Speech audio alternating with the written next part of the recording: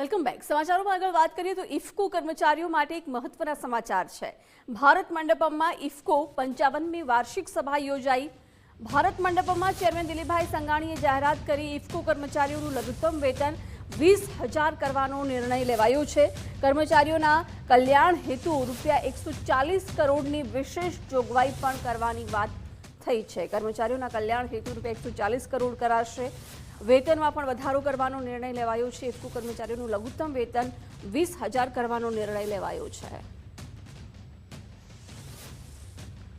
Bharat મંડપમાં chairman દિલીપભાઈ સંઘાણીએ આજે જાહેરાત કરી છે। ઇફકો કર્મચારીઓ માટે ખૂબ જ સારા સમાચાર।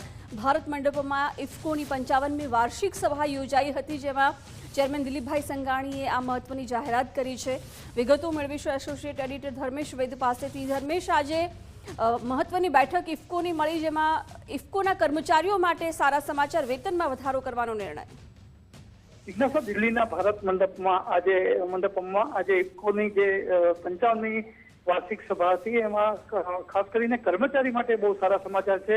ઇફકો કર્મચારીનું લઘુત્તમ વેતન 20,000 કરવાનો નિર્ણય કર્યો છે। જે ઇફકોના ચેરમેન છે દિલીપભાઈ સંઘાણીએ આ જાહેરાત કરી છે। કર્મચારીના કલ્યાણ હેતુ માટે જે રૂપિયા છે 140 કરોડ જેવી વિશેષ જોગવાઈ પણ કરવામાં આવી છે। આમ સહકારિતાની ભાવના સાથે કિસાનો સાથે કર્મચારીઓ પણ પરિવારમાં પણ એક સહકારિતાની ભાવના દર્શાવાય તેવું એક નિર્ણય છે દિલીપભાઈ સંઘાણી દ્વારા લેવામાં આવ્યો છે। અને આજે 55મી વાર્ષિક સભામાં આ જાહેરાત કરવામાં આવી છે। આ ઉપરાંત નેનો જે ફર્ટિલાઇઝર છે સહિતની જે ઇફકોની સિદ્ધિ છે એ પણ આ જે સભા છે એમાં વર્ણવવામાં આવી હતી। જી ધર્મેશ, આભાર જાણકારી માટે।